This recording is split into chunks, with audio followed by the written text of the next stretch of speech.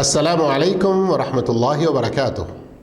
الحمدللہ والصلاة والسلام علی رسول اللہ، اما بعد۔ مثالی مسلمان اپنے رب کے ساتھ، اس عنوان کے تحت ہم اب تک کئی باتیں سن چکے ہیں اور ایک مثالی مسلمان بننے کی کوشش کیے ہیں نا۔ اللہ مجھے آپ کو اس کی نیک توفیق عطا فرمائے۔ آج کی اس 7ویں قسط میں 7th ایپیسوڈ میں ہم آگے بڑھتے ہوئے یہ جانیں گے کہ ایک مسلمان روزہ رکھتے ہوئے، صلاۃ کے ساتھ ساتھ صیام کی پابندی کرتے ہوئے کیسے اپنے رب کے ساتھ اپنا تعلق بہت مضبوط کر لیتا ہے۔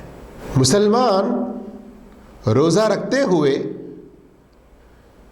پورے ایمان کے ساتھ، نیکی کی امید کے ساتھ اپنے رب سے اپنا تعلق مضبوط کرتا ہے۔ نبی کریم صلی اللہ علیہ وسلم نے فرمایا، من صام رمضان ایمانا واحتسابا غفر له ما تقدم من ذنبه، صحیح بخاری کی روایت۔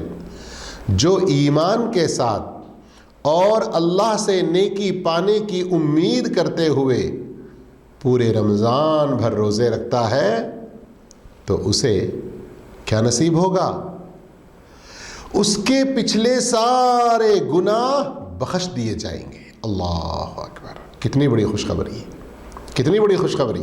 مسلمان اپنے اس روزے کی حفاظت خوب کرنا جانتا ہے۔ کیسے؟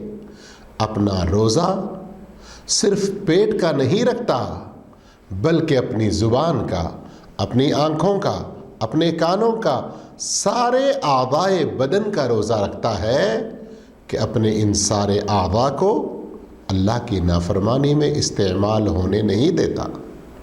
جی ہاں، یہی تو تعلیم ہے ہمارے نبی کریم صلی اللہ علیہ وسلم کی۔ اذا كان يوم صوم احدكم فلا يصخب ولا يجهل فلا يرفث۔ کیا ہے یہ سب تعلیمات؟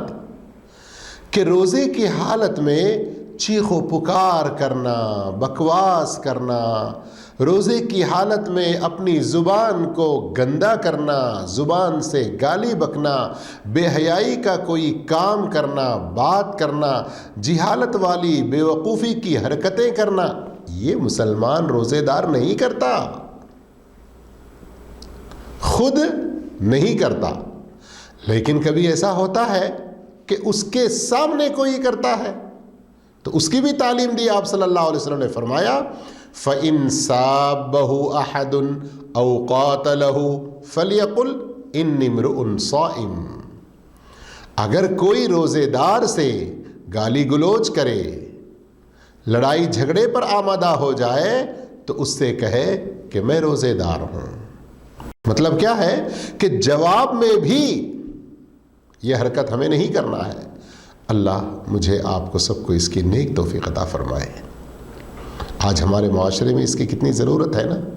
صحیح بخاری کی ایک اور روایت پر غور کیجئے۔ آپ صلی اللہ علیہ وسلم ہمیں روزے کے ذریعے ہماری کیسی تربیت کرنا چاہتے ہیں۔ فرمایا، من لم يدع قول الزور والعمل به فليس لله حاجة ان يدع طعامه وشرابه۔ جو روزہ رکھ کر جھوٹی بات کرنا، جھوٹے کام کرنا نہیں چھوڑتا، اللہ کو ایسے بندے کہ پیاسے رہنے، بھوکے رہنے، کھانا پانی کو چھوڑ دینے کی کوئی پرواہ نہیں، یعنی اس شخص کو روزے کا اجر و ثواب نہیں ملے گا۔ اس لیے اپنے روزے کی خوب حفاظت کریں، روزے کا مکمل ثواب حاصل ہو جائے اس کی بھرپور کوشش کریں۔ روزہ رکھتے ہوئے مسلمان کو ہمیشہ یہ بات اپنے ذہن میں تازہ رکھنا چاہیے کہ وہ روزے کے مہینے میں ہے، اور روزہ یعنی صوم کیسی عبادت ہے کہ اللہ نے اس کے اجر و ثواب کو خود ہی سے دینے کا خاص وعدہ فرمایا ہے، اس کی نسبت اپنی طرف کی ہے۔ غور کیجئے اس حدیث پر۔ کل عمل ابن آدم لہ الا الصیام فإنہ لی وأنا اجزی بہ. بندہ جو بھی کام کرتا ہے اس کو اس کا اجر ملتا ہے. ایک دوسری روایت میں بخاری ہی کی الحسنۃ بعشر امثالها الى 700 ضعف یقول اللہ الا الصوم فإنہ لی وأنا اجزی بہ. کہ ہر نیکی اس کا ثواب 10 سے لے کر 700 تک اللہ رب العالمین بڑھا کر دے دیتا ہے. لیکن روزے کی بات آتی ہے تو اللہ عز و جل فرماتا ہے کہ بے شک یہ میرے لیے ہے، میں ہی اس کا بدلہ دوں گا. ہر نیکی کا بدلہ اللہ ہی دینے والا ہے، لیکن روزے کی نسبت اپنی طرف کر کے اس کے اجر و ثواب کو ہر طرح کے حدود سے آزاد کر کے بے انتہا اجر و ثواب دینے کا وعدہ فرمایا ہے. کیوں؟ اس لیے کہ روزے میں وہ خصوصی تعلق ہے، روزے کے اندر وہ تربیت ہے، روزے کے ذریعے انسان اپنے آپ کو اللہ سے ایسے رشتہ جوڑ لیتا ہے کہ خود اللہ فرماتا ہے یدع طعامہ وشرابہ لأجلی. بندہ اپنا جو کھانا چھوڑتا ہے، پینا جو چھوڑتا ہے، وہ صرف اور صرف میری رضا کی خاطر میرے ہی لیے چھوڑتا ہے. اللہ اکبر، اللہ اکبر. کس طرح سے اللہ رب العالمین اپنی طرف نسبت کر رہا ہے، دیکھیے ذرا غور کیجئے. پھر نبی کریم صلی اللہ علیہ وسلم دن بھر کے بھوکے رہنے والے، پیاسے رہنے والے، اپنے رب کی رضا کی خاطر اپنے سارے اعضاء کو گناہوں سے دور رکھنے والے اس انسان کی خوشی کا سمے کیا ہوگا، کب اس کی خوشی کا وقت ہوگا، وہ بھی واضح فرمایا للصائم فرحتان. روزے دار کے لیے 2 خوشیاں ہیں، خوشیوں کی 2 گھڑیاں ہیں. ایک عند فطرہ، جب وہ افطار کر رہا ہوتا ہے، افطار کے لیے سارے سامان اپنے سامنے سجے ہوئے، وہ چاہے ابھی فوراً اٹھائے اور اپنے منہ میں ڈال لے، لیکن نہیں، اللہ نے جو وقت مقرر کیا غروب آفتاب کا، تب تک وہ انتظار کرتا ہے اپنے رب کی رضا کو پانے کے لیے. پھر جب وقت ہو جاتا ہے افطار کرتے ہوئے ادھر دنیا میں خوش ہوتا ہے، کل قیامت کے دن عند لقاء ربی دوسری خوشی وہاں ملتی ہے جب اپنے رب سے ملاقات کرتے ہوئے اس روزے کا اجر و ثواب وہ پا رہا ہوتا ہے. اللہ مجھے آپ کو حقیقی ان روزے داروں میں سے بنائیں جو اپنے رب کے حضور حاضر ہو کر اس کے اجر ثواب کو پاتے ہوں.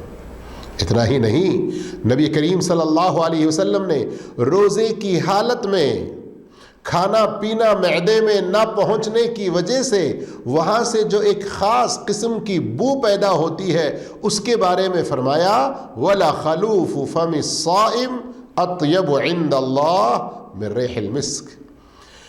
روزے دار کے منہ سے نکلنے والی جو خصوصی ایک بو ہے وہ اللہ کے نزدیک مشک و عنبر کی خوشبو سے بھی کہیں زیادہ پسندیدہ ہے.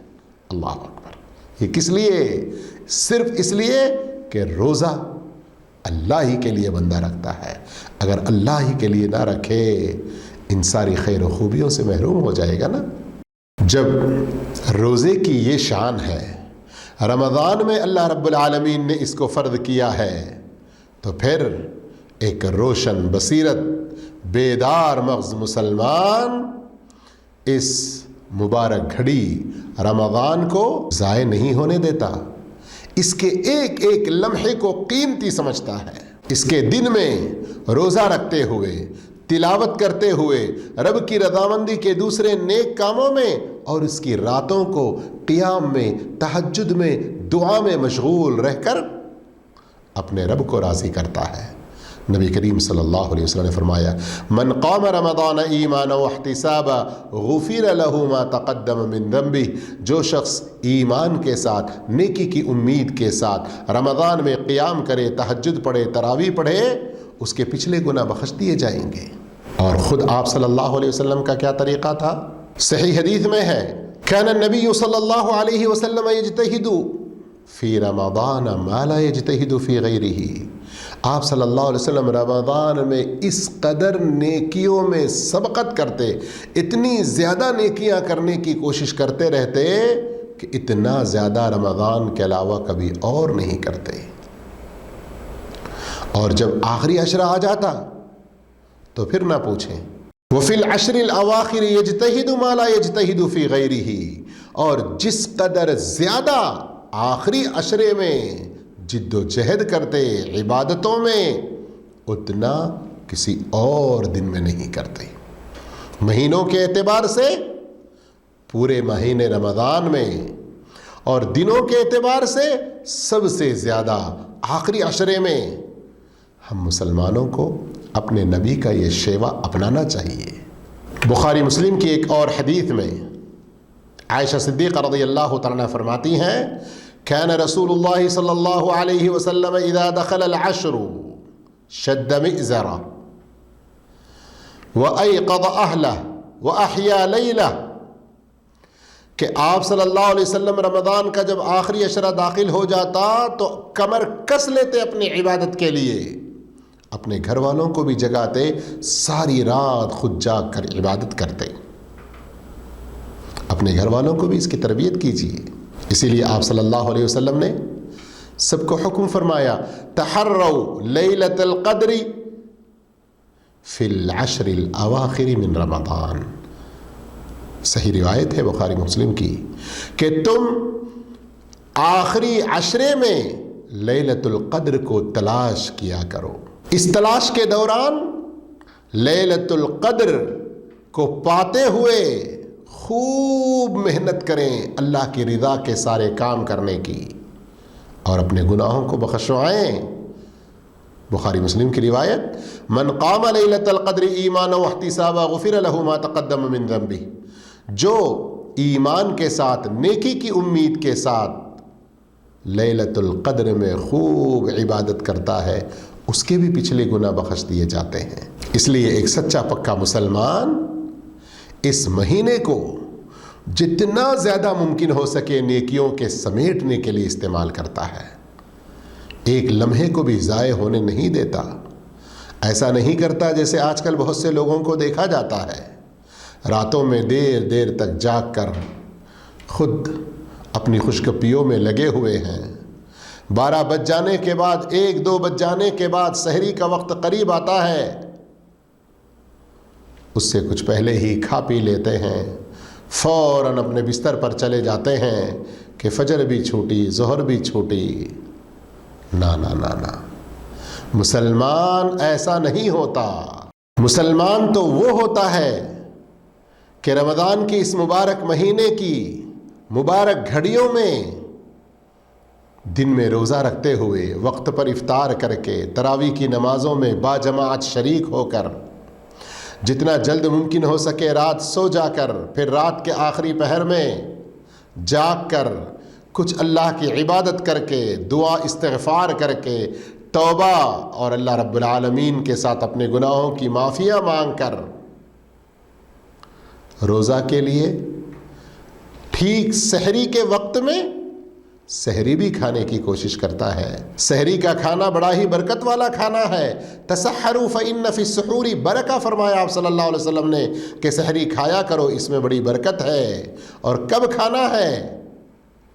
رات 2 بجے 1 بجے نہیں، بلکہ فجر کا وقت داخل ہونے سے تھوڑا سا پہلے۔ جی ہاں، زید بن ثابت رضی اللہ تعالیٰ عنہ کی حدیث ہے، وہ فرماتے ہیں ہم نبی کریم صلی اللہ علیہ وسلم کے ساتھ سحری کھائے اور پھر اس کے بعد فجر کی نماز ادا کرنے کے لیے اٹھے۔ وہاں حاضر لوگوں میں سے کسی نے پوچھا، کم کان بینہما، سحری کی فراغت اور فجر کی نماز کے درمیان میں کتنا وقفہ تھا؟ قدر 50 آیا، تو انہوں نے جواب دیا اتنا وقفہ تھا جس میں درمیانی قسم کی 50 آیات کی تلاوت کی جا سکتی۔ تو اس رمضان کو اللہ کی مرضی کے مطابق ایسا گزاریے کہ یہ ایک ٹریننگ کا، بہترین تربیت کا مہینہ ہے جو آپ کو 11 مہینے تک ایک اچھا آئیڈیل مسلمان بنا کے رکھے، مثالی مسلمان بنا کے رکھے۔ انشاءاللہ سلسلہ جاری رہے گا، پھر اگلی ملاقات میں ہم کچھ اور نئی چیزیں جانیں گے۔ تب تک کے لیے اجازت، والسلام علیکم ورحمۃ اللہ وبرکاتہ۔